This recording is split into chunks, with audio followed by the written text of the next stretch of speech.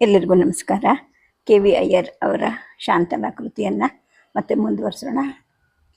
ಅಶ್ವಮೇಧ ಯಾಗವನ್ನು ಮಾಡಬೇಕು ಅಂತ ಹೇಳಿಬಿಟ್ಟು ವಿಷ್ಣುವರ್ಧನ ನಿರ್ಧಾರ ಮಾಡ್ಕೊಳ್ತಾನೆ. ಅದೇ ರೀತಿ ಒಂದು ಕುದುರೆಗೆ ಹಣೆಗೆ ಒಂದು ಪಟ್ಟಿಯನ್ನು ಕಟ್ಟಿಬಿಟ್ಟು ಅದನ್ನು ಬಿಡ್ತಾರೆ. ಅದು ಯಾವ ಯಾವ ದೇಶಗಳಿಗೆ ಹೋಗುತ್ತೋ ಅಲ್ಲಿಯ ಜನ ಇವರ ಒಂದು ಸಾರ್ವಭೌಮತ್ವವನ್ನು ಒಪ್ಕೋಬೇಕು, ಇಲ್ಲವೇ ಯುದ್ಧ ಮಾಡಬೇಕು.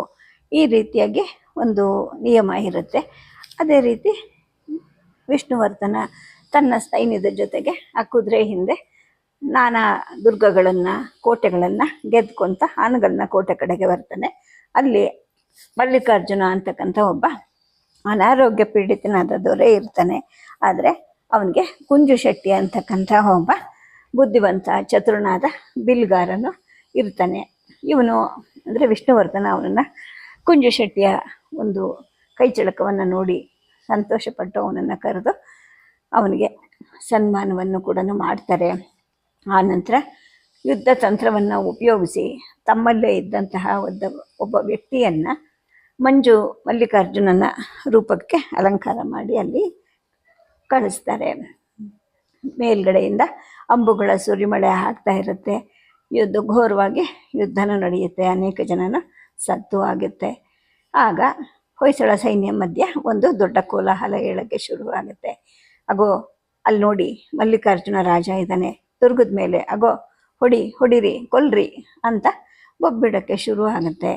ಅಂದರೆ ಈ ಮಲ್ಲಿಕಾರ್ಜುನ ರಾಜ ನಿಜವಾದ ಮಲ್ಲಿಕಾರ್ಜುನನು ಆಗಿರೋದಿಲ್ಲ.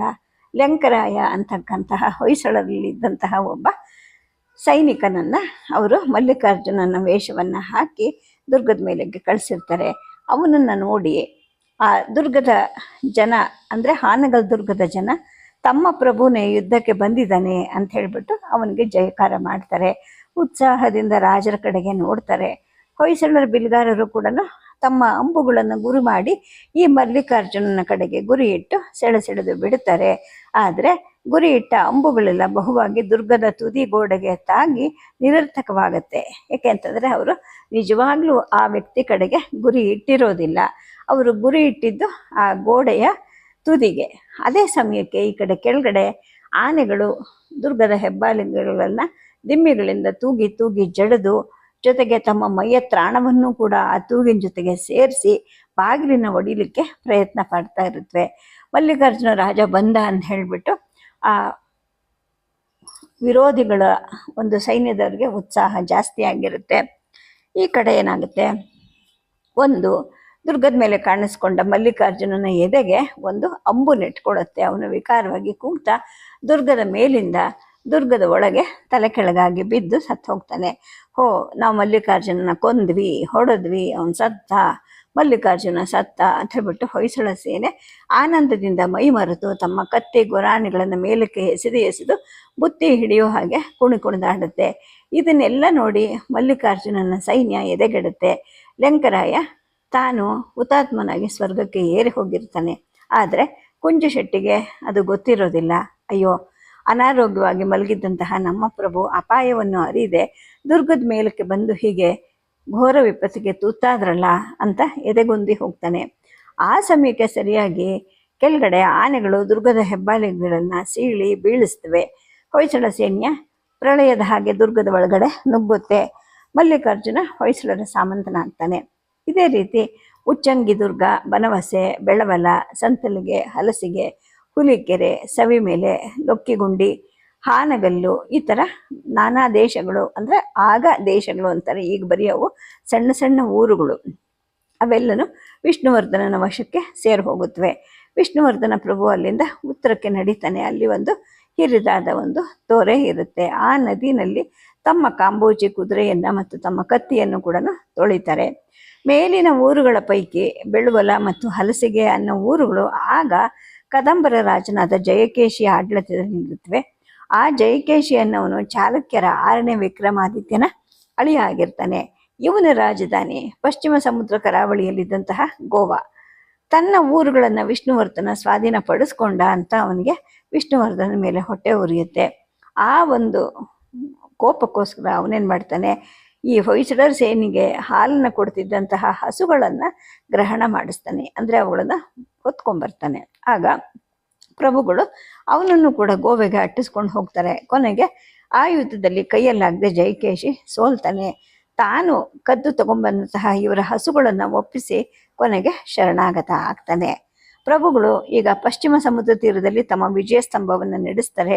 ತಮ್ಮ ದಿಗ್ವಿಜಯವನ್ನು ಪೂರ್ಣ ಮಾಡಿ ದ್ವಾರವತಿಯ ಮಾರ್ಗದ ಕಡೆಗೆ ಹಿಂತಿರುಗ್ತಾರೆ. ಪಶ್ಚಿಮ ಉತ್ತರಗಳ ದಿಗ್ವಿಜಯ ಹೀಗೆ ಪೂರ್ಣ ಆಗತ್ತೆ.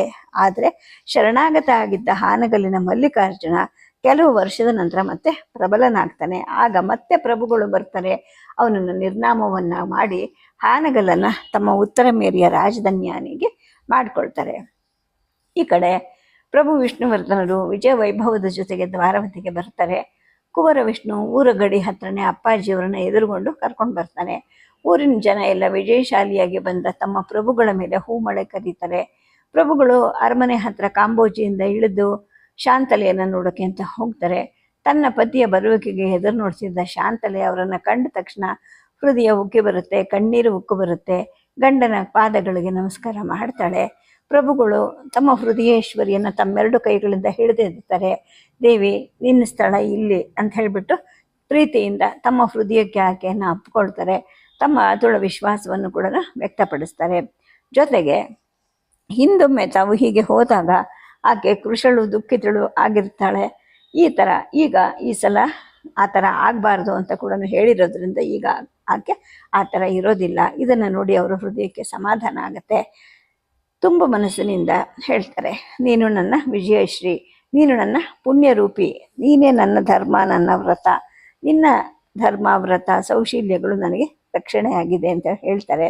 ಶಾಂತಲೆಗೆ ಈ ಮಾತುಗಳಿಂದ ಸಂತೋಷ ಆದರೂ ಕೂಡ ಲಜ್ಜೆಯಿಂದ ಮೃದು ಮಧುರ ಭಾವದಿಂದ ಹೇಳ್ತಾಳೆ, ಪ್ರಭು ಆ ಮಾತನ್ನು ನಾನು ಹೇಳಬೇಕು, ನೀವು ನನ್ನನ್ನು ಕೈ ಹಿಡಿದು ಈ ಔನ್ನತ್ಯಕ್ಕೆ ತಗೊಂಡ್ಬಂದಿದ್ದೀರಾ. ಇಲ್ಲ ಅಂತಂದರೆ ನಾನು ಹೇಗಿರ್ತಿದ್ನೋ ಎಲ್ಲಿರ್ತಿದ್ನೋ ಗೊತ್ತಿಲ್ಲ. ಮಹಾರಾಣಿಯಾಗಿ ನನ್ನನ್ನು ಮಾಡಿದ್ರಿ, ಎಲ್ಲರ ಆದರ ಮತ್ತು ಗೌರವಗಳಿಗೆ ಪಾತ್ರಳಾಗೋ ಹಾಗೆ ಮಾಡಿದ್ರಿ ಅಂತ ಹೇಳ್ತಾಳೆ. ಆಗ ಪ್ರಭುಗಳು ಹೇಳ್ತಾರೆ, ಚೆನ್ನೆ, ಎಲ್ಲರ ಆದರ ವಿಶ್ವಾಸಗಳಿಗೆ ನೀನು ಪಾತ್ರ ಆಗಿರೋದು ನಿನ್ನ ಗುಣಗಳಿಂದ. ನೀನು ಗುಣವಂತೆ ಅಲ್ಲದೆ ಇದ್ದಿದ್ರೆ ಜನ ಇಷ್ಟೊಂದು ಪ್ರೀತಿ ವಿಶ್ವಾಸ ತೋರಿಸ್ತಾ ಇದ್ರ? ನಾನಾದರೂ ನನ್ನ ಎದೆಯಲ್ಲಿ ನಿನಗೆ ಸ್ಥಳ ಕೊಡ್ತಾ ಇದ್ನ? ಎಲ್ಲಿ ರೂಪ ಲಾವಣ್ಯಗಳು ಇರುತ್ತೋ ಅಲ್ಲಿ ಗುಣ ಇರೋದು ಕೂಡ ವಿರಳ. ಆದರೆ ಈ ಮೂರಕ್ಕೂ ಹೊನ್ನಿನ ಹಾಗೆ ಇರೋದು ನಿನ್ನ ವಿದ್ಯೆ.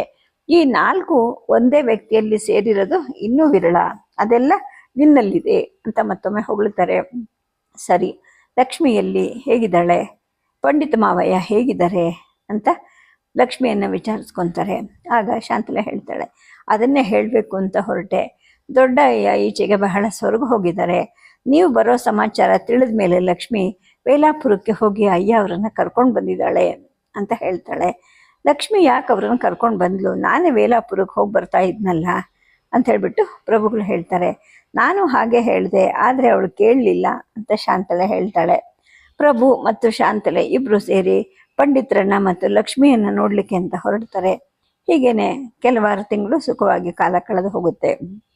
ಒಂದೇ ಒಂದು ದುಃಖದ ಸಂಗತಿ ಆ ಸಮಯದಲ್ಲಿ ನಡೆಯುತ್ತೆ. ಅದೇನು ಅಂದರೆ, ಲಕ್ಷ್ಮಿ ಮುಂದೆ 2 ತಿಂಗಳಲ್ಲಿ ಕರ್ಮಬಾಧ್ಯಳಾಗ್ತಾಳೆ. ಅಂದರೆ ಅವಳ ತಂದೆ ಆದಂತಹ ತಿರುಮಲೆ ಪಂಡಿತರು ತೀರು ಹೋಗ್ತಾರೆ. ಲಕ್ಷ್ಮಿ ಮತ್ತು ಶಾಂತಲೆ ಇಬ್ಬರು ಸಮದುಃಖಿಗಳಾಗ್ತಾರೆ. ಮಾಚಿಕಬ್ಬೆ, ಮಾರಸಿಂಗಮಯ್ಯ, ಕುವರ ಪ್ರಭುಗಳು ಕೂಡ ಈ ದುಃಖದಲ್ಲಿ ಭಾಗ್ಯಗಳಾಗ್ತಾರೆ. ಏಕೆಂದರೆ ಪಂಡಿತ ಜೀವನ ಆ ಥರ ಆದರ್ಶಮಯವಾಗಿರುತ್ತೆ, ಮುಕ್ತ ಆತ್ಮ ಅವ್ರದ್ದಾಗಿರುತ್ತೆ. ಇನ್ನು ಈ ಕಡೆ ದಿನ ಕಳೀತಾ ಎಲ್ಲ ಮಾಮೂಲಿನ ಹಾಗೆ ನಡೀಲೇಬೇಕಲ್ವ. ಅದೇ ರೀತಿ ಅಶ್ವಮೇಧ ಯಾಗಕ್ಕೆ ಆಗಬೇಕಾದ ಸಿದ್ಧತೆಗಳು ನಡೆಯುತ್ತೆ. ರಾಮೇಶ್ವರದಿಂದ ಕಾಶಿವರೆಗೂ ಭಾರತದ ಎಲ್ಲ ವಿದ್ಯಾಪೀಠಗಳಿಗೆ, ಗುರುಪೀಠಗಳಿಗೆ, ರಾಜಾದಿರಾಜರಿಗೆ, ಚಕ್ರೇಶ್ವರರಿಗೆ, ಉದ್ಧಾಮ ಪಂಡಿತರಿಗೆ, ಮಠದ ಅಧಿಪತಿಗಳಿಗೆ ಈ ಮಹಾಯಾಗಕ್ಕೆ ಆಹ್ವಾನದ ಓಲೆಗಳು ಹೊರಡುತ್ತವೆ. ವಿದ್ವಾಂಸರುಗಳಿಗೆ, ವೇದಾಧ್ಯಯನ ಸಂಪನ್ನರಾದ ಬ್ರಾಹ್ಮಣರಿಗೆ, ಮಠಾಧಿಪತಿಗಳಿಗೆ, ಹೊಯ್ಸಳರ ಬೊಕ್ಕಸದಿಂದ ಪ್ರಯಾಣಕ್ಕೆ ಸಕಲ ಸೌಲಭ್ಯವನ್ನು ಕೂಡ ಒದಗಿಸ್ತಾರೆ. ಈ ಮಹಾಯಾಗಕ್ಕೆ ಅನುಬಂಧಗಳಾದಂತಹ ಎಲ್ಲ ಹೋಮ, ಹವನ, ಶಾಂತಿ ಸಮಾರಂಭಗಳಲ್ಲಿ ಪಾಲ್ಗೊಳ್ತಕ್ಕಂತಹ ಋತ್ವಿಕರ ಸಂಖ್ಯೆ, ಆಚಾರ್ಯರು ಮತ್ತು ವೇದ ಸಂಪನ್ನರ ಸಂಖ್ಯೆನೇ ಸುಮಾರು 1000ದಷ್ಟಾಗುತ್ತೆ. ಯುಗಚಿ ಹೊಳೆಯ ತೀರದಲ್ಲಿ ರಮ್ಯವಾದ ಒಂದು ವನ್ಯ ಪ್ರದೇಶದಲ್ಲಿ ವಿಶಾಲವಾದಂತಹ ಒಂದು ಯಾಗಶಾಲೆಯನ್ನು ಶಾಸ್ತ್ರೋಕ್ತ ರೀತಿಯಲ್ಲಿ ನಿರ್ಮಾಣ ಮಾಡ್ತಾರೆ. ಯಾಗದ್ರವ್ಯಗಳು, ಯಾಗಕ್ಕೆ ಬೇಕಾದಂತಹ ಉಪಕರಣಗಳು, ಇತರ ಸಾಮಗ್ರಿಗಳು ಎಲ್ಲವನ್ನು ಅಪಾರವಾಗಿ ಶೇಖರಿಸ್ತಾರೆ. 2-3 ತಿಂಗಳ ಒಳಗಡೆ ಈ ವನಾಂತರ ಪ್ರದೇಶ ಒಂದು ಪರ್ಣನಗರಿಯಾಗಿ ಮಾರ್ಪಾಟಾಗುತ್ತೆ. ಸಿದ್ಧತೆಗಳೆಲ್ಲ ಸಮರ್ಪಕವಾಗಿ ನಡೆಯುತ್ತೆ. ಗೊತ್ತು ಮಾಡಿದ್ದ ಸುಲಗ್ನ ಸುಮುಹೂರ್ತದಲ್ಲಿ ವಿಷ್ಣುವರ್ಧನ ರಾಣಿಯರು ಸ್ನಾನ ಮಾಡ್ತಾರೆ. ದೀಕ್ಷಾ ಯೋಗ್ಯ ವಸ್ತ್ರಗಳನ್ನು ಉಟ್ಕೊಂಡು ಸಕಲ ಬಂಧು ಪರಿವಾರದ ಜೊತೆಗೆ, ಮಹರ್ಷಿಗಳ ಜೊತೆಗೆ, ವಿದ್ವಾಂಸರು ಮತ್ತು ಋತ್ವಿಕರನ್ನು ಕೂಡಿ ಮಂಗಳವಾದ್ಯ ಮಂಗಳ ಘೋಷಗಳ ಜೊತೆಗೆ ಯಾಗಶಾಲೆಯನ್ನು ಪ್ರವೇಶಿಸ್ತಾರೆ, ದೀಕ್ಷಾಬದ್ಧರಾಗ್ತಾರೆ. ಆ ವಿಸ್ತಾರವಾದ ಯಾಗಶಾಲೆಯಲ್ಲಿ ಪ್ರಧಾನವಾದಂತಹ ಯಜ್ಞವೇದ ಮತ್ತು ಹೋಮಕುಂಡ, ಅದೊಂದೇ ಅಲ್ಲದೆ 100 ಇತರ ಹೋಮಕುಂಡಗಳು ಕೂಡ ಅಲ್ಲಿ ಸಿದ್ಧ ಮಾಡಿಟ್ಟಿರ್ತಾರೆ. ಯಾಗ ಆರಂಭ ಆಗತ್ತೆ. ಅಹರ್ನಿಶಿ ಬಿಡುವಿಲ್ಲದೆ ನಡೀತಿರೋ ಹೋಮಗಳ ಆಜ್ಯಾಹುತಿಯ ಧೂಮ ಆ ವನವನ್ನು ಸುಗಂಧಪೂರಿತವನ್ನಾಗಿ ಮಾಡುತ್ತೆ. 100 ಕಂಠಗಳಿಂದ ಸುಶ್ರಾವ್ಯವಾಗಿ, ಶ್ರುತಿಬದ್ಧವಾಗಿ, ಸ್ವರಬದ್ಧವಾಗಿ ವೇದಘೋಷಗಳು, ಹೋಮ ಮಂತ್ರಗಳು ಹೊರಡುತ್ತವೆ. ಆ ಒಂದು ಸದ್ದು ಎಲ್ಲರ ಹೃದಯವನ್ನು ಮಿಡಿಯುತ್ತೆ, ಎಲ್ಲರನ್ನು ಆನಂದ ಪುಲಕಿತರನ್ನಾಗಿ ಮಾಡುತ್ತವೆ. ಆ ಮಹಾಯಾಗಶಾಲೆ ಮತ್ತು ಪರ್ಣನಗರ ಎರಡನ್ನೂ ಶುಚಿಯಾಗಿ, ಪವಿತ್ರವಾಗಿ, ತನ್ನದೇ ಒಂದು ಅಪೂರ್ವವಾದ ಶೋಭೆಯಿಂದ ಅದು ಕಂಗೊಳಿಸ್ತಾ ಇರುತ್ತೆ. ಇದೇ ರೀತಿ ಸುಮಾರು 18 ದಿನ ಅವಿಚ್ಛಿನ್ನವಾಗಿ ಈ ಅಶ್ವಮೇಧ ಕ್ರತು ನಡೆಯುತ್ತೆ. ಪ್ರಭು, ಶಾಂತಲೆ, ಲಕ್ಷ್ಮಿ ಮತ್ತು ಇತರ ರಾಣಿಯರು ಕೂಡ ಮಹಾನಿಷ್ಠೆಯಿಂದ ಇರ್ತಾರೆ. ಯಾಗವನ್ನು ಸಾಂಗವಾಗಿ ಪೂರ್ಣ ಮಾಡ್ತಾರೆ. ಅವಭೃತ ಸ್ನಾನವನ್ನು ಮಾಡಿ ಕಂಕಣ ವಿಸರ್ಜನೆಯನ್ನು ಕೂಡ ಮಾಡ್ತಾರೆ. ಇದಾದ ಮೇಲೆ ವಿಷ್ಣುವರ್ಧನ ಅವರು ಗೋಗರ್ಭ ಪ್ರವೇಶ ಮಾಡ್ತಾರೆ. ಗೋಗರ್ಭ ಪ್ರವೇಶ ಅಂದರೆ ಒಬ್ಬ ಮನುಷ್ಯ ಧಾರಾಳವಾಗಿ ಒಳಗಡೆ ಹೊಕ್ಕು ಕೂತ್ಕೊಂಡು ಮಂತ್ರೋಚ್ಚಾರಣೆಗಳನ್ನು ಮಾಡಿ ಈಚೆಗೆ ಬರುವಷ್ಟು ದೊಡ್ಡದಾದ ಒಂದು ಚಿನ್ನದಲ್ಲಿ ಮಾಡಿದ್ದ ಒಂದು ಗೋವಿನ ಹೊಟ್ಟೆ ಒಳಗಡೆ ಪ್ರಭುಗಳು ಹೋಗಿ ಕೂತ್ಕೊತಾರೆ. ಮಂತ್ರಾನುಷ್ಠಾನವನ್ನು ಮಾಡಿ ಆ ನಂತರ ಅದರಿಂದ ಹೊರಗಡೆ ಬರ್ತಾರೆ. ಆ ನಂತರ ಆ ಬೃಹದಾಕಾರದ ಚಿನ್ನದ ಗೋವನ್ನು ಹೊಯ್ಸಳೇಶ್ವರ ಮತ್ತು ಶಾಂತಲೇಶ್ವರ ದೇವಸ್ಥಾನಗಳಿಗೆ ದಾನವಾಗಿ ಕೊಡ್ತಾರೆ. ಇದಾದ ಮೇಲೆ ಪ್ರಭುಗಳು ತುಲಾ ಪುರುಷರಾಗ್ತಾರೆ. ಅಂದರೆ ತಕ್ಕಡಿನಲ್ಲಿ ಒಂದು ಕಡೆ ಕೂತ್ಕೊಂಡು ತಮ್ಮಷ್ಟೇ ಭಾರವಾದ ಚಿನ್ನವನ್ನು ತೂಗಿಸ್ತಾರೆ. ಅದನ್ನು ವಿಜಯನಾರಾಯಣ ದೇವಸ್ಥಾನಕ್ಕೆ ಕೊಡ್ತಾರೆ. ಆ 18 ದಿನಗಳು ಕೂಡ ಅಲ್ಲಿ ಭೂರಿ ಭೋಜನಗಳು ನಡೆಯುತ್ತವೆ. ಋತ್ವಿಕರಿಗೆ, ವಿದ್ವಾಂಸರಿಗೆ, ಯಾಗ ಕರ್ಮಗಳಲ್ಲಿ ಭಾಗವಹಿಸಿದವರಿಗೆ ಅವರವರ ಯೋಗ್ಯತೆಗೆ ಅನುಸಾರವಾಗಿ ಸಂಭಾವನೆಗಳು, ಇತರರಿಗೆ ವಸ್ತ್ರದಾನ, ಗೋದಾನ, ಹಿರಣ್ಯದಾನ, ಅನ್ನದಾನ ಇತ್ಯಾದಿಗಳು ಯಥೇಚ್ಛವಾಗಿ ನಡೆಯುತ್ತವೆ. ದೇವತೆಗಳು, ಮಾನವರು ಸಕಲರು ಕೂಡ ಸಂತುಷ್ಟರಾಗ್ತಾರೆ. ಆಹ್ವಾನಿತರಾಗಿದ್ದಂತಹ ರಾಜರು, ರಾಜಾದಿರಾಜರುಗಳು ಎಲ್ಲರಿಗೂ ಅವರವರ ಅಂತಸ್ತಿಗೆ ತಕ್ಕ ಹಾಗೇನೆ ಸನ್ಮಾನ, ಉಪಚಾರಗಳು, ಉಡುಗೊರೆಗಳು ನಡೆಯುತ್ತವೆ. ಆ ನಂತರ ಎಲ್ಲರೂ ತಮ್ಮ ತಮ್ಮ ಸ್ಥಾನಗಳಿಗೆ ಸಂತೃಪ್ತಿ ಸಂತೋಷಗಳಿಂದ ಹಿಂತಿರುಗ್ತಾರೆ. ಇನ್ನು ಈ ಯಾಗಾಗ್ನಿಯನ್ನು ಅತಿಶಯ ಶ್ರದ್ಧಾಭಕ್ತಿಗಳಿಂದ ಪೂಜಿಸಿ ಶಾಂತಲೆ ಮತ್ತು ಲಕ್ಷ್ಮಿಯರು ಪುತ್ರ ಸಂತಾನಕ್ಕೋಸ್ಕರ ಬೇಡ್ಕೊಂಡಿರ್ತಾರೆ. ಆ ಯಾಗದ ಕೊನೆ ದಿವಸ ರಾತ್ರಿ ಶಾಂತಲೆಗೆ ಒಂದು ಕನಸಾಗುತ್ತೆ. ಅದರಲ್ಲಿ ತಾನು ಮತ್ತು ಲಕ್ಷ್ಮಿ ಸಂಧ್ಯಾ ಸಮಯದಲ್ಲಿ ತಮ್ಮ ಪರ್ಣಕುಟಿಯ ಹತ್ತಿರ ಕೂತ ಹಾಗೆ, ಆಗ ಅಲ್ಲಿಗೆ ಒಬ್ಬ ಮಹಾ ತೇಜಸ್ವಿಯು ತಪೋಧನನೂ ಆದ ಒಬ್ಬ ಋಷಿ ಬಂದ ಹಾಗೆ, ಇಬ್ಬರು ಆ ಋಷಿಗೆ ಸಾಷ್ಟಾಂಗ ಎರಗಿ ಅನುಗ್ರಹಿಸಬೇಕು ಅಂತ ಕೇಳಿದ ಹಾಗೆ ಅನಿಸುತ್ತೆ. ಋಷಿ ಇಬ್ಬರಿಗೂ ಆಶೀರ್ವಾದ ಮಾಡ್ತಾರೆ. ತನ್ನ ಕೈಯಲ್ಲಿದ್ದ ಒಂದು ನಾರಿಕೇಳ ಫಲವನ್ನು, ಅಂದರೆ ಒಂದು ತೆಂಗಿನಕಾಯಿಯನ್ನು ತೋರಿಸಿ, ನನ್ನಲ್ಲಿ ಇರೋದು ಇದೊಂದೇ ಫಲ, ಯಾರಿಗೆ ಕೊಡಲಿ ಅಂತ ಕೇಳಿದಾಗ ಶಾಂತಲೆ, ಭಗವನ್ ಇದನ್ನು ನನ್ನ ತಂಗಿಗೆ ಕೊಡಿ ಅಂತ ಉತ್ತರ ಕೊಟ್ಟ ಹಾಗೆ, ಆಗ ಋಷಿಗಳು ಆ ಫಲವನ್ನು ಲಕ್ಷ್ಮಿಯ ತೆರೆದ ಕೈಗಳಲ್ಲಿ ಇಟ್ಟು ಮಂದಹಾಸವಾಗಿ ಆಗ್ನೇಯಾಭಿಮುಖವಾಗಿ ಹೋಗ್ತಾ ದೊಡ್ಡ ಬೆಂಕಿಯ ಹಾಗೆ ಪ್ರಜ್ವಲಿಸಿ ಅದೃಶ್ಯನಾದ ಹಾಗೆ ಅನಿಸುತ್ತೆ. ಇದೆಲ್ಲ ಶಾಂತಲೆಗೆ ಆದ ಕನಸು. ಆದರೆ ಆಕೆ ಈ ಕನಸನ್ನು ಯಾರ ಜೊತೆಗೂ ಹೇಳುವುದಿಲ್ಲ. ವಿಷ್ಣುವರ್ಧನನು, ರಾಣಿಯರು ಸಕಲ ಪರಿವಾರದ ಜೊತೆಗೆ ಯಾಗಭೂಮಿಯಿಂದ ರಾಜಧಾನಿಗೆ ಹಿಂತಿರುಗ್ತಾರೆ. ಹೊಯ್ಸಳ ರಾಜ್ಯದಲ್ಲಿ ಧರ್ಮ ಮತ್ತು ಸುಭಿಕ್ಷ ನೆಲೆಗೊಳ್ಳುತ್ತವೆ. ಅಸೂಯಾಪರರಾಗಿದ್ದ ಸುತ್ತಮುತ್ತಲಿನ ರಾಜರುಗಳಲ್ಲಿ, ಸಾಮಂತರುಗಳಲ್ಲಿ ಸ್ವಭಾವತಃ ಹುಟ್ಟಿದ ನೀಚತ್ವವು ಬೆಳೆಸಿಕೊಂಡ ದುರಾಶೆ, ಸ್ವಚ್ಛಂದ ವೃತ್ತಿಗಳು ಕೂಡ ತೊಲಗೋದಿಲ್ಲ. ಅವರುಗಳು ಅವ್ರ ಪಾಡುಗವರು ಇವರನ್ನು ನೋಡಿ ಅಸೂಯೆ ಪಡ್ತಾನೆ ಇರ್ತಾರೆ. ಆ ನಂತರ ಕೆಲವು ಕಾಲಗಳ ನಂತರ ಒಳಗೊಳಗೆ ಸಂಚುಗಳನ್ನು ನಡೆಸ್ತಾರೆ. ಹೊಯ್ಸಳ ರಾಜರಿಗೆ ಕೊಡಬೇಕಾಗಿದ್ದಂತಹ ಕಪ್ಪ ಕಾಣಿಗಳನ್ನು, ಸುಳ್ಳು ಪುಳ್ಳು ನೆಪಗಳನ್ನು ಮಾಡ್ತಾ, ನಿಧಾನ ಮಾಡ್ತಾ, ಕಡಿಮೆ ಮಾಡ್ತಾ, ಕೊನೆಗೆ ಚಾಲುಕ್ಯರ ಸ್ನೇಹ ಸಂಪರ್ಕಗಳಿಗೆ ಒಳಗೊಳಗಡೆ ಒಳಗಾಗ್ತಾರೆ. ಹೀಗೆ ಎದ್ದು ಕೂತು ಶತ್ರುಗಳ ಸ್ನೇಹವನ್ನು ಮಾಡಿದವರಲ್ಲಿ ಮಲ್ಲಿಕಾರ್ಜುನ ಮತ್ತು ಜಯಕೇಶಿ ಕೂಡ ಮುಖ್ಯರಾದವರು. ಹಾನಗಲ್ಲಿನ ಮಲ್ಲಿಕಾರ್ಜುನ ತಗರೆಯಿಂದ ಮಾಸಣನನ್ನು ಕರೆಸ್ಕೊಳ್ತಾನೆ. ಈ ಸಲ ದುರ್ಗದ ರಕ್ಷಣೆಗೆ ಅವನನ್ನು ಮುಂದಿಟ್ಕೊಂಡು ತಾನು ಸ್ವತಂತ್ರ ರಾಜ ಅಂತ ಘೋಷಣೆ ಮಾಡ್ಕೊಳ್ತಾನೆ. ಕುಂಜು ಶೆಟ್ಟಿ ಅವನನ್ನ ಆಗ್ಲೇ ಬಿಟ್ಟು ಹೊರಟೋಗಿರ್ತಾನೆ. ಹಾಗಾಗಿ ಈಗ ತನಗೋಸ್ಕರ ಒಬ್ಬ ಬೇಕು ಸೈನ್ಯಾಧಿಕಾರಿ ಅಂದ್ಬಿಟ್ಟು ಮಾಸಣನನ್ನು ಕರೆಸ್ಕೊಟ್ಟಿರ್ತಾನೆ. ರಾಜ್ಯದ ಎಲ್ಲೆಗಳನ್ನು ರಕ್ಷಣೆ ಮಾಡೋಕ್ಕೆ, ರಾಜಾದಾಯದ ಹಣವನ್ನು ಸಂಗ್ರಹಿಸೋಕ್ಕೋಸ್ಕರ, ಪ್ರಜೆಗಳಲ್ಲಿ ಭಯಭೀತಿಗಳನ್ನು ಹೋಗಲಾಡಿಸೋಕ್ಕೋಸ್ಕರ, ರಾಜಭಕ್ತಿ ವಿಶ್ವಾಸಗಳನ್ನು ಹೆಚ್ಚಿಸೋದಕ್ಕೆ, ನ್ಯಾಯಧರ್ಮಗಳ ಸ್ಥಾಪನೆ ಮಾಡೋಕ್ಕೋಸ್ಕರ, ಈ ಥರ ಅನೇಕ ಕಾರ್ಯಗಳಿಗಾಗಿ ಬೊಪ್ಪಣ ಮತ್ತು ಕುವರ ವಿಷ್ಣು ಆಗಾಗ ದೇಶವನ್ನೆಲ್ಲ ಸುತ್ತಿ ಬರ್ತಾ ಇರ್ತಾರೆ. ಹೀಗಾಗಿ ಕುವರನಿಗೆ ದೇಶದ ಸಮಸ್ತ ಪರಿಚಯ ಹೆಚ್ಚಾಗ್ತಾ ಬರುತ್ತೆ. ಅಶ್ವಮೇಧ ಯಾಗ ಆದ ನಂತರ ಪ್ರಭುಗಳು ಹೆಚ್ಚು ಕಾಲ ರಾಜಧಾನಿಯಲ್ಲಿ, ಜೊತೆಗೆ ಆಗಾಗ ತಲ್ವನಪುರ, ಬಂಕಾಪುರ ಈ ರಾಜಧಾನಿಗಳಲ್ಲೂ ಕೂಡ ಇರ್ತಾ ಇರ್ತಾರೆ. ಇಂತಹ ಸಮಯದಲ್ಲಿ ಒಂದೊಂದು ಸಲ ಶಾಂತಲೆ ಕೂಡ ಪ್ರಭುಗಳ ಜೊತೆಗೆ ಇರ್ತಾಳೆ. ಆಗ ಲಕ್ಷ್ಮಿ ಪ್ರಧಾನ ರಾಜಧಾನಿಯಲ್ಲಿ ಕಾರ್ಯಕಲಾಪಗಳನ್ನು ನಿರ್ವಹಣೆ ಮಾಡ್ತಾ ಇರ್ತಾಳೆ. ಕಿರಿಯ ರಾಣಿಯರ ಪೈಕಿ ಒಬ್ಬಳಾದ ಬಮ್ಮಲೆ ಲಕ್ಷ್ಮಿಗೆ ಸಹಾಯಕಳಾಗಿ ನಿಲ್ತಾ ಇರ್ತಾಳೆ. ಈ ಬಮ್ಮಲೆಗೆ ಅಶ್ವಹೃದಯ ತುಂಬ ಚೆನ್ನಾಗಿ ಗೊತ್ತಿರುತ್ತೆ. ಕುದುರೆ ಸವಾರಿಯಲ್ಲಿ ಕೂಡ ಆಕೆ ಬಹಳ ನಿಪುಣರಾಗಿರ್ತಾಳೆ. ಉತ್ಕೃಷ್ಟವಾದ ಕುದುರೆಗಳನ್ನು ಪಳಗಿಸಿ ರಾಜಾಶ್ವ ಶಾಲೆಯನ್ನು ಸಿದ್ಧ ಮಾಡೋದು ಈ ಬಮ್ಮಲಾದೇವಿಯ ಮೇಲ್ವಿಚಾರಣೆಯಲ್ಲಿ ಇರುತ್ತೆ. ಈ ಕಡೆ ಶಾಂತಲ ಮತ್ತು ವಿಷ್ಣುವರ್ಧನರ ಅನುರಾಗ ದಿನದಿನಕ್ಕೂ ಮಧುರವಾಗ್ತಾ ಹೋಗಿರುತ್ತೆ. ಒಬ್ಬರನ್ನೊಬ್ಬರು ಕೆಲವು ದಿನಗಳು ಕೂಡ ಅಗಲಿರಕ್ಕೆ ಆಗದೆ ಇರುವಂಗೆ ಆಗ್ತಾರೆ. ಇಷ್ಟೆಲ್ಲ ಆದರೂ ಕೂಡ ಶಾಂತಲೆಗೆ ಒಂದು ಚಿಂತೆ ಮಾತ್ರ ಇದ್ದೇ ಇರುತ್ತೆ. ಅದು ಅತ್ತೆ ಹೇಳಿದ್ದ ಮಾತು, ಹೊಯ್ಸಳ ರಕ್ತವನ್ನು ಬತ್ತಿ ಹೋಗೋಕ್ಕೆ ಬಿಡಬೇಡಮ್ಮ, ವಂಶವೃಕ್ಷವನ್ನು ಕಾಪಾಡಿಕೊಂಡು ಬರೋ ಭಾರ ನಿನ್ನದು ಅಂತ ಆಕೆ ಹೇಳಿರ್ತಾಳೆ. ಇದ್ರ ಜೊತೆಗೇನೆ ಶಾಂತಲೆಗೆ ಅವತ್ತು ಯಾಗಾಂತ್ಯದ ದಿನ ರಾತ್ರಿ ಕೊನೆಯ ಜಾವದಲ್ಲಿ ಕಂಡ ಕನಸು ಕೂಡ ನೆನಪಲ್ಲಿ ಇರುತ್ತೆ. ತನಗೆ ಇನ್ನು ಸಂತಾನ ಭಾಗ್ಯ ಇರಲಿಕ್ಕಿಲ್ಲ ಅಂತ ಆಕೆಗೆ ದೃಢ ಆಗತ್ತೆ. ಅಶ್ವಮೇಧವೇ ಲಕ್ಷ್ಮಿಯ ಪುತ್ರ ಕಾಮಿಷ್ಟಿ ಇರಬಹುದಾ? ಅಗ್ನಿನೇ ಲಕ್ಷ್ಮಿಗೆ ವರ ಕೊಟ್ಟಿರಬಹುದು. ಅದು ಸಾರ್ಥಕ ಆಗೋ ಹಾಗೆ ತಾನು ಪ್ರಯತ್ನ ಮಾಡಬೇಕು ಅಂತ ಅವಳ ಮನಸ್ಸಿಗೆ ಅನಿಸುತ್ತೆ. ಒಂದು ದಿನ ಪ್ರಭುಗಳ ಜೊತೆಗೆ ಬಂಕಾಪುರದಲ್ಲಿ ಇದ್ದಾಗ ಅವಳು ಹಿಂದಿನ ಪ್ರಸಂಗವನ್ನು ಮತ್ತೆ ಪ್ರಸ್ತಾಪ ಮಾಡ್ತಾಳೆ. ಆಗ ವಿಷ್ಣುವರ್ಧನ ಹೇಳ್ತಾನೆ, ಅಯ್ಯೋ ಮುಗ್ದೆ, ಮತ್ತೆ ಮತ್ತೆ ಅದೇ ಮಾತಾಡ್ತಾ ಇದೀಯಾ? ನಾನು ನಿನ್ನ ಜೊತೆಗೆ ಎಷ್ಟು ವಿಶ್ವಾಸದಿಂದ ಇದ್ದೀನೋ ಅಷ್ಟೇ ವಿಶ್ವಾಸದಿಂದ ಲಕ್ಷ್ಮಿ ಜೊತೆನೂ ಇದ್ದೀನಿ. ಇದು ನಿನಗೆ ಗೊತ್ತಿಲ್ವಾ? ಸರಿ, ಇನ್ನೊಮ್ಮೆ ನಾವು ಇಲ್ಲಿಗೆ ಬರುವಾಗ ಲಕ್ಷ್ಮಿನೂ ಕರ್ಕೊಂಡು ಬರೋಣ ಅಂತ ಹೇಳ್ತಾರೆ. ಆಗ ಶಾಂತಲೆ ಹೇಳ್ತಾಳೆ, ಪ್ರಭುಗಳೇ, ನನಗೂ ಲಕ್ಷ್ಮಿಗೂ ಯಾವ ಭೇದ ಭಾವನೂ ಇಲ್ವಲ್ಲ ಅಂತ ಹೇಳಿದಾಗ, ಅದು ನನಗೆ ಗೊತ್ತಿದೆ ಅಲ್ವಾ ಅಂತ ಪ್ರಭುಗಳು ಹೇಳ್ತಾರೆ. ಅವಳು ಕೆಲಕಾಲ ನಿಮ್ಮ ಪಟ್ಟದ ರಾಣಿ ಆಗಿರಲಿ ಅಂತ ಶಾಂತಲೆ ನಿಧಾನವಾಗಿ ತನ್ನ ಮನದ ಮಾತನ್ನು ಹೇಳ್ತಾಳೆ. ಆಗ ಪ್ರಭುಗಳು ಹೇಳ್ತಾರೆ, ನೀನು ಆಡ್ತಾ ಇರೋ ಮಾತು ಶಿಷ್ಟಾಚಾರಕ್ಕೆ ವಿರುದ್ಧವಾದದ್ದು, ಸಾಧ್ಯ ಅಲ್ಲ ಇದು ಅಂತ ನಿನಗೆ ಹಿಂದೊಮ್ಮೆ ಹೇಳಿದ್ದೆ.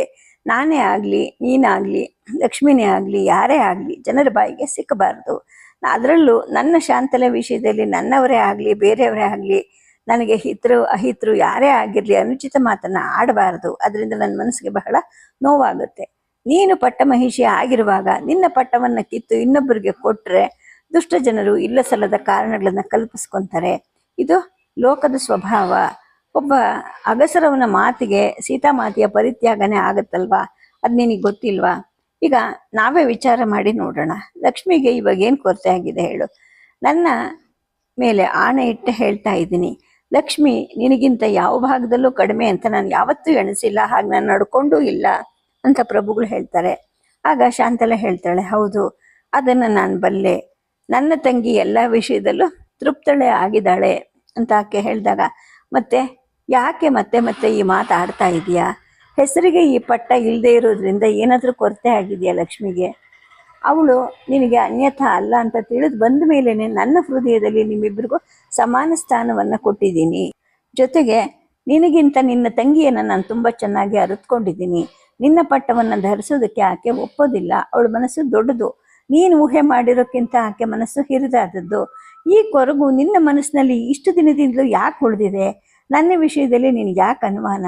ವೃಥಾ ಯಾಕೆ ವ್ಯಥೆಯನ್ನು ಕಲ್ಪನೆ ಮಾಡ್ಕೊಳ್ತಾ ಇದೆಯಾ? ಇನ್ನು ಮೇಲೆ ಲಕ್ಷ್ಮಿ ನಮ್ಮ ಜೊತೆಗೇ ಇರಲಿ, ಇನ್ನು ನೀನು ಸಮಾಧಾನ ಮಾಡ್ಕೊ ಅಂತ ಹೇಳ್ತಾರೆ. ಶಾಂತಲೆಗೆ ಏನು ಮಾತಾಡೋಕ್ಕೆ ತೋಚೋದಿಲ್ಲ. ನನ್ನ ಹೃದಯದ ಕಾತರವನ್ನು ಪ್ರಭುಗಳಿಗೆ ಹೇಗೆ ಹೇಳೋದು, ಹಾಗೆಯೇ ವ್ಯಕ್ತಪಡಿಸದೆ ಹೇಗೆ ಇರೋದು? ಪ್ರಭುಗಳು ನನ್ನ ಮನಸ್ಸನ್ನು ಅರಿತುಕೊಳ್ಳೋಕೆ ಅಸಮರ್ಥರಾಗಿದ್ದಾರಾ? ಅತ್ತೆಯವರ ಮಾತನ್ನು ನಾನು ಹೇಗೆ ಉಳಿಸ್ಕೊಳ್ಳೋದು? ಸತ್ತು ಸ್ವರ್ಗಕ್ಕೆ ಹೋದರೂ ಕೂಡ ನನ್ನ ಆತ್ಮಕ್ಕೆ ಶಾಂತಿ ಇರೋಲ್ಲ ಅಂತ ಅತ್ತೆಯವರು ಹೇಳಿದ್ರಲ್ಲ, ಈ ನನ್ನ ಭಾರವನ್ನು ಹೇಗೆ ನೀಕ್ಕೊಳ್ಳೋದು? ಈ ಥರ ನಾನಾ ದುಃಖ ವಿಚಾರಗಳು ಶಾಂತಲೆಯ ಮನಸ್ಸನ್ನು ಕಲ್ಗತ್ವೆ. ಶಾಂತಲೆ ಏನು ಮಾತಾಡದೆ ಮೌನವಾಗ್ತಾಳೆ. ಅವಳ ಮೌನವನ್ನು ನೋಡಿ ಪ್ರಭುಗಳಿಗೆ ಆಶ್ಚರ್ಯ ಆಗುತ್ತೆ. ಲಕ್ಷ್ಮೀನ ಇನ್ಮೇಲೆ ಜೊತೆ ಕರ್ಕೊಂಡು ಬರೋಣ ಅಂತ ಹೇಳಿದ್ಮೇಲೆ ಬಹುಶಃ ಈ ದೇವಿಗೆ ಸಮಾಧಾನ ಆಗಿದೆ ಅಂತ ಅವರು ಅಂದ್ಕೊಳ್ತಾರೆ. ಹಾಗೆ ಹೇಳ್ತಾರೆ, ಬೆನ್ನಲ್ಲಿ ಹುಟ್ಟಿದವಳು ಅಲ್ಲದೇ ಇದ್ರೂ ಕೂಡ ರಕ್ತ ಸಂಬಂಧಕ್ಕಿಂತ ಈ ಥರ ಒಂದು ಸೋದರ ಪ್ರೇಮವನ್ನು ತೋರಿಸ್ತಾ ಇದೆಯಾ? ನಾನು ಈ ಥರದ್ದೆಂದು ಕೇಳಿಲ್ಲ, ಕಂಡಿಲ್ಲ ಅಂತ ಅವರು ತಮ್ಮ ಒಂದು ವಿಶ್ವಾಸವನ್ನು ಶಾಂತಲೆಗೆ ತಿಳಿಸ್ತಾರೆ. ಆ ದಿನ ರಾತ್ರಿ ಶಾಂತಲೆಗೆ ಮತ್ತೊಂದು ಚಿಂತೆ ಶುರು ಆಗುತ್ತೆ. ಅವಳ ಮನಸ್ಸಿನಲ್ಲಿ ಇದ್ದಿದ್ದು ಲಕ್ಷ್ಮಿಗೆ ಪಟ್ಟ ಕಟ್ಟಿಸಿ ನೋಡಬೇಕು ಅನ್ನೋದಲ್ಲ. ಲಕ್ಷ್ಮಿಗೆ ಒಂದು ಪುತ್ರ ಸಂತಾನವಾದರೆ ಹೊಯ್ಸಳ ವಂಶ ಉಳಿಯುತ್ತೆ, ಅತ್ತೆಯವರ ಆತ್ಮಕ್ಕೂ ಕೂಡ ತೃಪ್ತಿ ಆಗುತ್ತೆ. ಲಕ್ಷ್ಮಿ ಪಟ್ಟಮಹಿಷಿ ಆಗದೇ ಇದ್ದರೆ ಅವಳಿಗೆ ಪುತ್ರ ಸಂತಾನ ಆದರೂ ಕೂಡ ಆ ಸಂತಾನಕ್ಕೆ ಸಿಂಹಾಸನವನ್ನು ಏರೋ ಭಾಗ್ಯ ಇರುತ್ತೋ ಇಲ್ವೋ ಗೊತ್ತಿಲ್ಲ. ಪ್ರಭುಗಳು ನೋಡಿದ್ರೆ ಕುವರ್ಣನ ಸಿಂಹಾಸನಕ್ಕೆ ಅರ್ಹ ಅಂತ ನಿಶ್ಚಯ ಮಾಡಿಬಿಟ್ಟಿದ್ದಾರೆ. ಪ್ರಭುಗಳಿಗೆ ಕರ್ತವ್ಯ ದೃಷ್ಟಿ ಇದೆ, ಧರ್ಮ ದೃಷ್ಟಿ ಕೂಡ ಇದೆ. ಜೊತೆಗೆ ತನ್ನ ರಕ್ತನೇ ರಾಜ್ಯ ಆಳಬೇಕು ಅನ್ನೋ ಒಂದು ಸ್ವಾರ್ಥ ಕೂಡ ಅವರಲ್ಲಿ ಇಲ್ಲ. ಯಾರು ದಕ್ಷರೋ ಧರ್ಮಿಗಳೋ ವೀರರೋ ಅಂಥವ್ರಿಗೆ ತಮ್ಮ ಸಿಂಹಾಸನವನ್ನು ಮೀಸಲಾಗಿಟ್ಟಿದ್ದಾರೆ. ಜೊತೆಗೆ ವಿಶ್ವದ 8 ಮೂಲೆಯನ್ನು ಹುಡುಕಿದ್ರೂ ಕುವರನಂಥವ್ರು ಎಲ್ಲೂ ಸಿಕ್ಕೋದಿಲ್ಲ. ಅಂತಹ ಆಣಿಮುತ್ತಿನಂಥವನು ನನ್ನ ತಮ್ಮ, ಪ್ರಭುತ್ವ ಶಕ್ತಿಯನ್ನು ಹೊಂದಿರೋನು, ಪ್ರಜೆಗಳೆಲ್ಲರ ಆದರ ವಿಶ್ವಾಸಕ್ಕೆ ಪಾತ್ರನಾಗಿರೋನು. ಇಂತಹವನನ್ನು ಆರಿಸಿಟ್ಟಿರುವಂತಹ ನಿರಭಿಮಾನಿಯಾದಂತಹ ನನ್ನ ಪ್ರಭುವಿನ ಮನಸ್ಸನ್ನು ನನ್ನ ಚಪಲದಿಂದ ಕಲ್ಕೋದು ಅಪರಾಧ ಅಲ್ವಾ ಅಂತ ಆಕೆಗೆ ಅನಿಸುತ್ತೆ. ಜೊತೆಗೆ ಅತ್ತೆಯವರ ಆಸೆಯನ್ನು ಈಡೇರಿಸೋದು ಹೇಗೆ? ಅವರ ಆತ್ಮ ಎಷ್ಟು ನೋಯ್ತಾ ಇದೆಯೋ, ನನ್ನ ಅತ್ತೆಯವರ ಆತ್ಮ ತಿಳುವಳಿಕೆ ಇಲ್ಲದ ಆತ್ಮನ ಏನಲ್ವಲ್ಲ, ಸಂಸ್ಕಾರ ಶುದ್ಧವಾದ ಆತ್ಮ ಅದು. ಹಾಗಾಗಿ ದೇಶದ ಹಿತವನ್ನು ಧ್ಯೇಯವನ್ನಾಗಿ ಮಾಡಿಕೊಂಡಿದ್ದು ಈಗ ಆ ಆತ್ಮಕ್ಕೆ ಕುವರ ಸಿಂಹಾಸನವನ್ನು ಏರಿದರೆ ಅತೃಪ್ತಿ ಆಗತ್ತಾ? ಇಲ್ಲ, ಆಗೋದಿಲ್ಲ. ನನ್ನ ಮನಸ್ಸಿನ ಭಯಗಳು ವೃಥಾ ಬರ್ತಾ ಇದೆ. ನನ್ನ ತಮ್ಮನಿಗೆ ಸಿಂಹಾಸನ ಬರಲಿ, ಆದರೆ ಲಕ್ಷ್ಮಿಗೆ ಸಂತಾನ ಉಂಟಲ್ವಾ? ಅಗ್ನಿವರ ತಪ್ಪುತ್ತಾ? ಆ ಸಂತಾನಕ್ಕೆ ಮುಂದಿನ ಸ್ಥಾನಮಾನಗಳೇನು? ನಮ್ಮ ದಿನಗಳು ಕಳೆದ ಮೇಲೆ ಲಕ್ಷ್ಮೀ ಸಂತಾನ ತನ್ನ ಸಿಂಹಾಸನಕ್ಕೋಸ್ಕರ ಹೊಡೆದಾಡಂಗಾಗತ್ತಾ? ದೇಶದಲ್ಲಿ ಮತ್ತೆ ಪ್ರತಿಕಕ್ಷಿಗಳು ಹುಟ್ಕೋತಾರ? ರಾಜ್ಯದಲ್ಲಿ ಕ್ಷೋಭೆ ಆಗಬಹುದಾ? ಇದೆಲ್ಲವನ್ನ ಯೋಚನೆ ಮಾಡಿ ಶಾಂತಲೆಗೆ ಏನು ದಾರಿ ತೋರದ ಹಾಗೆ ಆಗತ್ತೆ. ನಾರಾಯಣ, ನೀನೇ ಗತಿಯಪ್ಪ, ನೀನೇ ಬಲ್ಲೆ, ನಿನ್ನ ಸಂಕಲ್ಪ ಇದ್ದ ಹಾಗೆ ಎಲ್ಲ ನಡೀಲಿ ಅಂತ ಆ ಇಡೀ ರಾತ್ರಿ ಆಕೆ ಪೇಚಾಡ್ತಾ ಕಾಲವನ್ನು ಕಳೀತಾಳೆ. ಸದ್ಯಕ್ಕೆ ಕಥೆಯನ್ನು ನಿಲ್ಲಿಸಿರ್ತೀನಿ. ನಮಸ್ಕಾರ.